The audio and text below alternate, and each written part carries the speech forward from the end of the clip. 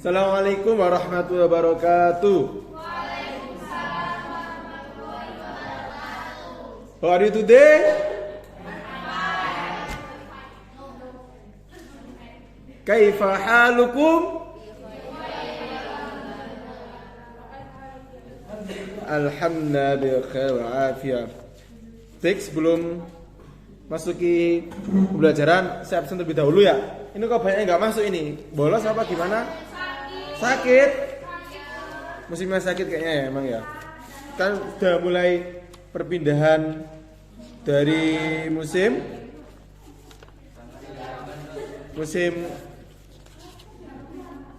kemarau ke musim hujan. Saya absen, yang saya sebut namanya bilang hadir sambil angkat tangan, bukan angkat kepala gini ya, angkat tangan. Mas afamul haq hadir, bisa hadir kok. Aisyah, Alaida, Anggi, Arga Beki, Fairuzi. Kemarin masuk tapi Fairuzi ya? Hah? Vanessa, Fitri Mufiro,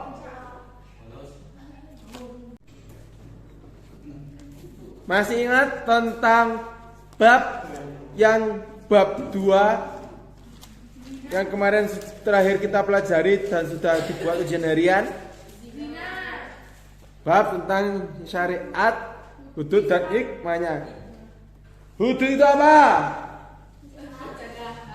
Mencegah dari kejahatan. Perbuatan yang dikenakan hukuman hudud. Terus qazaf, terus minum khamr, terus sadiko, terus bagus. Ya. Hiroba itu apa?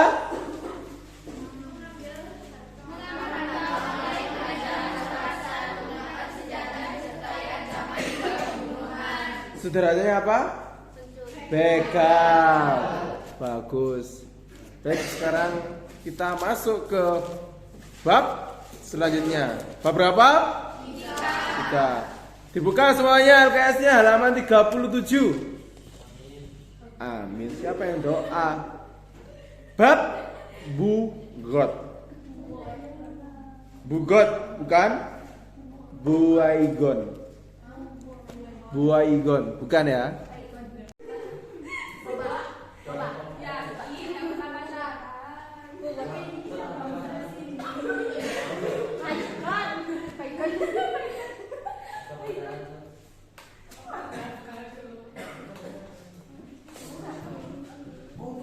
Baik, anak-anak sekalian, pada hari ini kita membahas tentang bugot.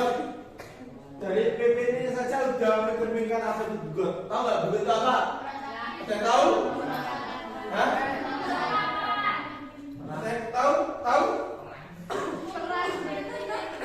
Bugot adalah pemberontakan yang dilakukan oleh satu kelompok pemberontak sebuah atau pemberontak pada seorang pemimpin.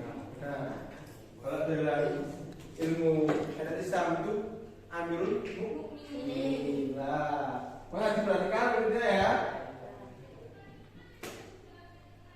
Nah, coba. Ayo baca Abimanyu. Itu apa?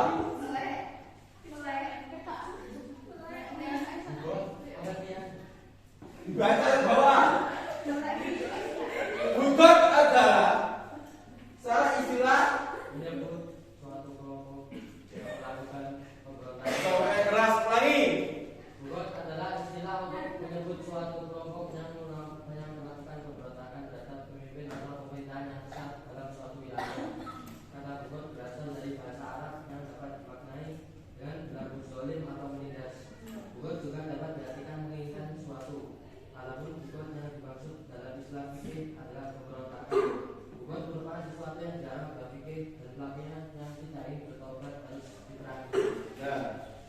terjadi.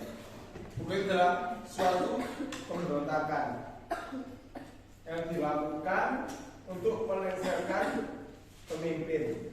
Nah, atau bahasanya itu mengkudeta. Nah, karena hidup di suatu negara. Terus kayak ini punya kelompok, punya circle.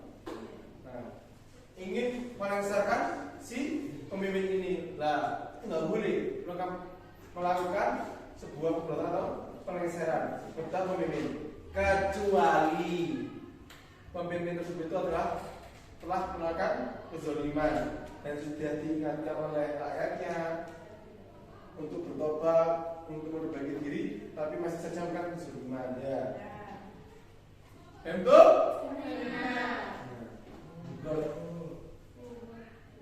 Nah, macam-macam perbuatan bugot. Yang pertama, memisahkan dari kekuasaan serta pimpinan imam.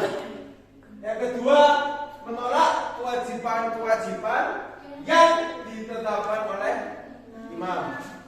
Yang ketiga, melakukan pertengkaran, perusakan dan menebar fitnah. Nah, fitnah itu lebih kejam daripada kalau menjadi orang saksi zina, dia memfitnah bahwasanya seseorang itu si A itu zina, padahal dia tidak zina. Namanya apa? Koza. Sip, gitu. Poin pertama, memisahkan diri dari kekuasaan serta pimpinan imam. Gimana sih maksudnya memisahkan diri dari kekuasaan serta pimpinan imam? Jadi golongan tersebut, circle tersebut, yaitu berpisah dari kekuasaan yang dipimpin oleh satu imam. Semisal saya ini warga negara Brunei. Nah, saya tidak suka sama pimpinan Brunei. Nah, terus saya nggak suka sama penutupan yang diberikan oleh pemimpin Brunei. Akhirnya saya memisahkan diri, saya dan golongan saya itu memisahkan diri, dan saya mengkawal-kawali warga untuk kita memisahkan diri aja dari kekuasaan imam tersebut ini. Nah, itu yang poin yang pertama.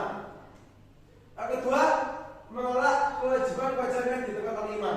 Ya. Salah satu perbuatan bugot adalah kita tidak menaati segala peraturan yang telah ditetapkan oleh imam. Contohnya, di negara kita ini harus di negara imam tersebut ya, mereka di negara Brunei ini kamu wajib bayar zakat mal segini. Kamu setiap bulan harus membayar uang segini. Kamu setiap minggu harus melakukan kegiatan ibadah seperti ini. Kamu harus membayar pajak setiap hari. Nah, terus si golongan kita atau kita rakyatnya itu tidak melakukan apa yang telah ditetapkan oleh imam. Waktunya membayar pajak, tidak membayar pajak. Waktunya ada zakat wajib sudah terkena nisab tapi tidak mau membayar. Terus ada peraturan yang ditetapkan, misal satu minggu sekali kita harus berkumpul di sini untuk ngaji, tapi kita tidak mau kumpul. Itu sama dengan menolak kewajiban yang telah ditetapkan oleh imam. Bukan nomor satu ya. Imam di sini adalah pemimpin. Nah, pemimpin suatu negara atau pemimpin suatu daerah. Pemimpin daerah ya, bukan imam keluarga, bukan ya. Nanti kalian bilang imam keluarga, bukan ya. Poin ketiga adalah melakukan pertengkaran, merusakan dan membangkitkan. Jadi golongan ini atau rakyat tersebut itu melakukan fitnah, menjelek-jelekan pemimpin. Pemimpin ini si presiden Afgan ini dia melakukan ini, padahal dia tidak melakukan ini ya. Terus dia merusak fasilitas yang telah dibangun oleh pemerintah, seperti fasilitas halte, sekolah, dia rusak si pemimpin tadi longsor. Apa? Longsor. Lengseng. Ya. Itu ya. Itu termasuk juga perbuatan dari gugur. Ya. Pemberontakan. Ini adalah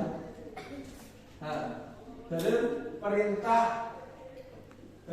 untuk taat kepada pemimpin. Ayo, baca, Fitri. Kamu nggak pakai kacamata, apa sudah kelihatan kan? Bisa ngitung kan? Ayo baca.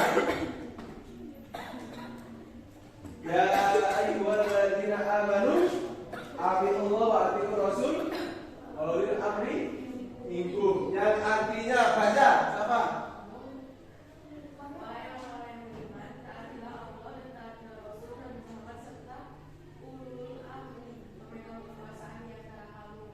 Nah, jadi ini adalah dari surat Al-Anisa itu dijelaskan, memberitakan kita itu tidak boleh perkara yang beriman, yang beriman kita harus taat pada ulil amri. Ulil amri kita adalah seperti presiden. Nah, kita harus taat selagi beliau tidak melenceng dari syariat. Segala apa yang kita tetapkan tidak melenceng dari syariat. Dan kita yang melenceng harus diingatkan. Ya. Ketika dia tidak mau diingatkan, tidak mau memperbaiki, tetap saja zalim, memimpin masih tetap begitu saja. Nah, itu baru kita tinggalkan. Ya. Jadi salah satu orang yang beriman, salah satu perintah untuk menjadi orang beriman adalah harus menaati ulil amri. Nah, syariat diperlakukannya hukuman syarat-syarat, bukan syariat, syarat-syarat diperlakukan hukuman. Jadi orang yang melakukan pemberontakan itu ada hukumannya, ya. Ada hukumannya.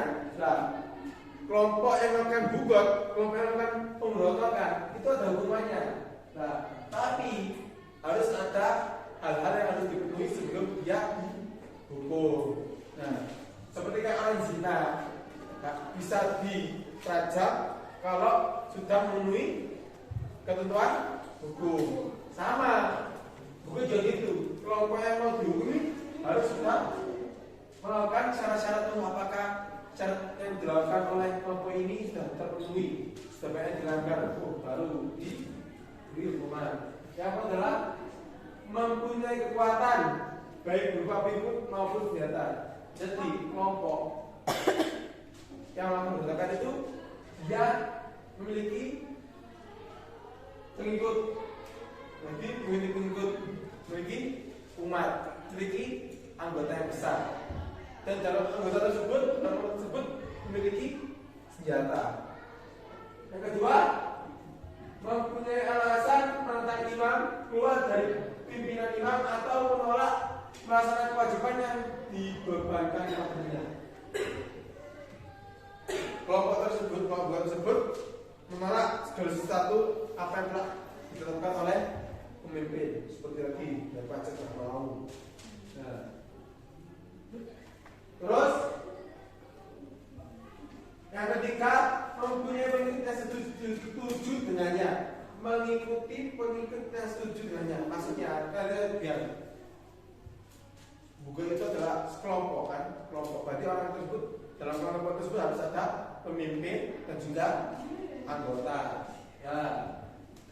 Dan anggota tersebut mempunyai pengikut yang setuju dengannya.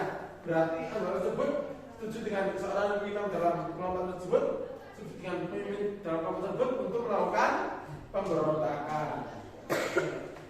Yang terakhir, mempunyai pimpinan ditaati. Tanpa pimpinan mereka tidak mempunyai kekuatan karena tidak dapat bertukar dalam pendapat dan tindakan. Ya, jadi dalam suatu kelompok tersebut, dalam circle tersebut ada pemimpinnya. Ya. Dalam kelompok yang kan ada pemimpinnya. Kenapa kok harus ada pemimpinnya? Ya, kalau kok dalam suatu kelompok itu tidak ada pemimpinnya, maka nggak bisa bersatu anggota dalam kelompok ini dan visi misinya jadinya enggak jelas.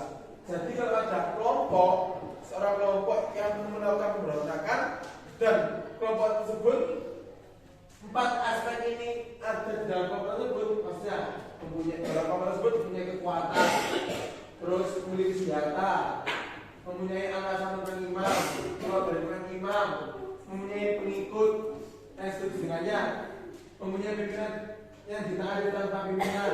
Nah, berarti mereka akan dikenakan hukuman bagi orang yang melakukan dan kalau apa hukumannya? Hukumannya bukan ini ya.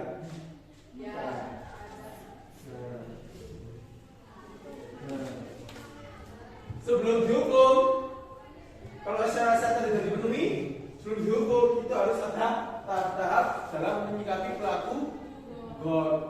Ayo coba baca. Tahap-tahap dalam menyikapi pelaku gol. 1. Mengirim putusan kepada mereka untuk mengetahui alasan melakukan gol. Nah, benar. Lihat baca aja. 2. Jika dengan tindakan pertama tidak berhasil dan mereka tetap bertahan dengan Perhatikan. Tindakan selanjutnya adalah menasihati mereka agar kembali ke jalan yang benar. 3. Jika usaha kedua tidak berhasil, tindakan ketiga adalah memberi ultimatum atau ancaman akan diperangi. Diberikan sedikit kesempatan untuk menentukan, akan tetapi jika hanya menunggu waktu, maka diperbolehkan untuk melancarkan ancaman. 4. Jika dengan tindakan ketiga mereka masih tetap tidak mau kembali taat, tindakan terakhir adalah mengulangi sadar dan kembali taat. Nah, jadi ketika dalam satu kelompok tersebut sudah terpenuhi 4 aspek syarat-syarat tadi sebelum pada syarat ungkapi, masih ingat? Nah, cara makanya adalah seorang pemimpin menyuruh awalnya untuk mengirim surat memberi putusan untuk bertanya kepada kelompok yang melakukan bukan tadi, kenapa kamu kok melakukan pemberontakan, melakukan pelecehan, ada apa? Nah, tanyain ada apa? Gak bisa langsung ini kelompok ini melakukan pemberontakan, masih betul, nggak boleh. Mana ada dari sini? Nggak boleh ya. Betul, nggak boleh. Jika dengan tindakan pertama tidak berhasil dan mereka tak bertahan dengan pendapatnya, tindakan kedua adalah menasihati mereka agar kembali ke jalan benar. Ya, yang pertama, dari dikirim putusan, tanya kenapa kamu kok melakukan pelecehan, kenapa, ada apa? Kok kelompok melakukan pemberontakan, ada apa? Nah, ditanyai, terus saya kembali untuk memberontak, kok masih lagi. Lalu tinggalkan yang kedua, menasihati mereka, ayo ikut kembali lagi, kamu jangan melakukan pemberontakan, jangan melakukan perusakan, kembali lagi. Nah kok masih terus aja dia tetap memberontak, melakukan perusakan. Nah, dilakukan cara yang ketiga itu memberi ultimatum atau ancaman. Ultimatum itu ancaman akan diperangi. Diberi kesempatan untuk merenungkan akan, tapi jika hanya mengulur waktu maka bukan untuk melancarkan ancaman. Maksudnya kan diberi ancaman. So, diberi ancaman ini. Ayo, kamu saya kan di sini disebutkan bahasa harus diberi waktu untuk memikirkannya. Nggak boleh langsung diancam. Kamu langsung tak aploki, tak tembaki kelompokmu. Nggak boleh. Tapi ingatkan. Ayo, saya kasih waktu 3 hari lagi. Kalau kalian itu mau tobat, mau kembali lagi ke tidak memberontak, maka kalian tidak bisa berani.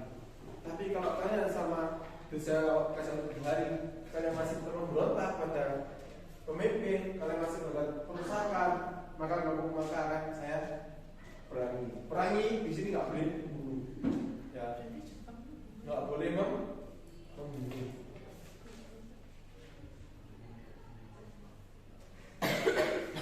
Nah, jika dengan tindakan ketiga mereka masih tetap tidak mau kembali taat, tindakan lain adalah memerangi mereka sampai sadar dan kembali. Ingat, Kalau ketika mereka tetap saja masih kengkeng, masih bersikeras untuk melakukan muraqabah, maka dengan tepat adalah orang tersebut diperangi hingga mereka sadar untuk kembali.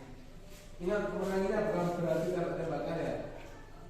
Peranginya bisa saja seperti tidak memberi subsidi makanan di daerah atau pada kelompok yang memberontak ya. Memerangi dengan cara anak yang dari kelompok ini tak boleh sekolah, tidak harus seperti itu, bukan harus tembak-tembakan, enggak. Terus hikmah dari karangan buku adalah membalikan mereka ke jalan yang benar sesuai Al-Quran dan hadis, mengajar mereka betapa pentingnya persatuan dan kesatuan. Kan kalau ada bugot, ada pemberontakan, otomatis dalam negara tersebut menjadi terpecah belah. Nah makanya itu dilarang. Dan apa?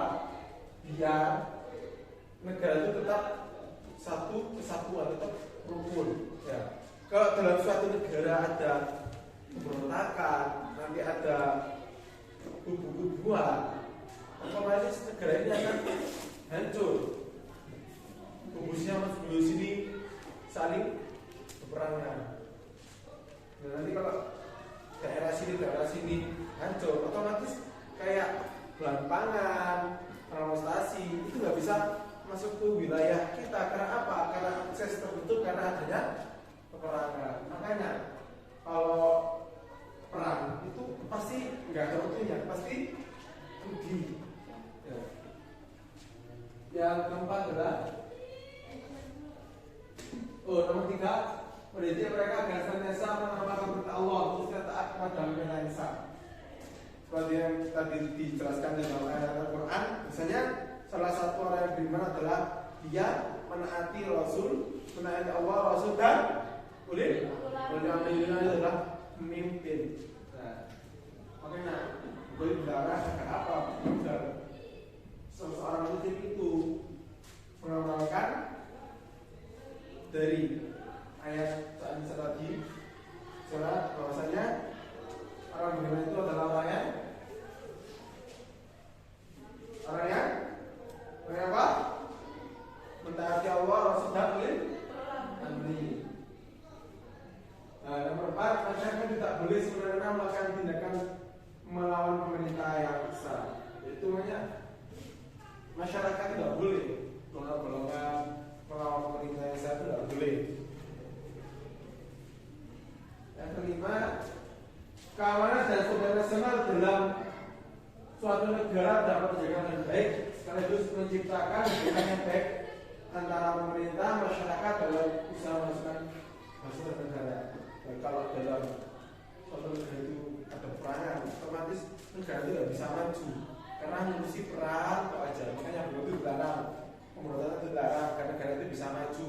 Kan kalau negara ini setiap daerah itu bersatu, rukun, otomatis kan negara ini bisa maju.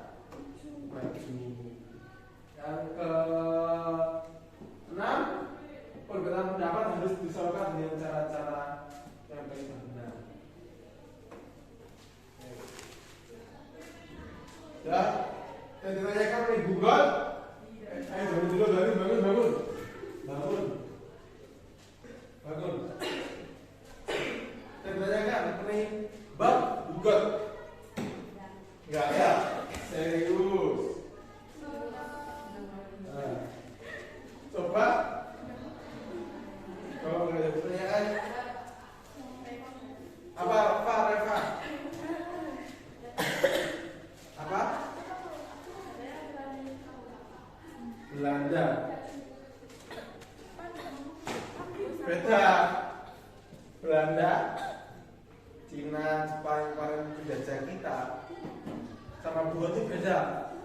Bugo itu gini, kita hidup di negara Indonesia, kita punya golongan, punya kelompok. Agak baca, kita punya aliran gedang lutut. Ya. Aliran gedang lutut ini diimami oleh Abimanyu. Abimanyu nggak suka sama Presiden Afrel. Ya. Akhirnya dia melakukan pemberontakan. Nah, kamu pemberontakan, memasakkan saya, merusak negara, merusak segala tugas saya. Nah, kan Abimanyu rakyatnya siapa? Rakyatnya Presiden Afrel. Terus melakukan pemberontakan namanya Bugot. Kalau Jepang rakyatnya mana? Tentara Jepang rakyatnya mana? Jepang. Terus Indonesia perang Indonesia itu namanya bukan bukan tapi menjajah. Itu Bugot itu kita memerangi pemimpin, kita ingin melengsarkan pemimpin, namanya Bugot. Mereka memberontakkan pada pemimpin. Mojok. Baik anak-anak, mengenai materi hari ini cukup sekian dari saya. Ingat, jangan lupa belajar. Kita minggu depan udah PTS. Ya. Materinya bab 1, bab 2 dan bab 3. Dipelajari, jangan lupa. Baik, kurang lebihnya maaf apabila ada tingkah laku saya yang kurang berkelama dan juga tutur kata saya kurang tertata, mohon dimaafkan sebesar-besarnya. Assalamualaikum warahmatullahi wabarakatuh. Waalaikumsalam warahmatullahi wabarakatuh. Yang cewek nggak usah.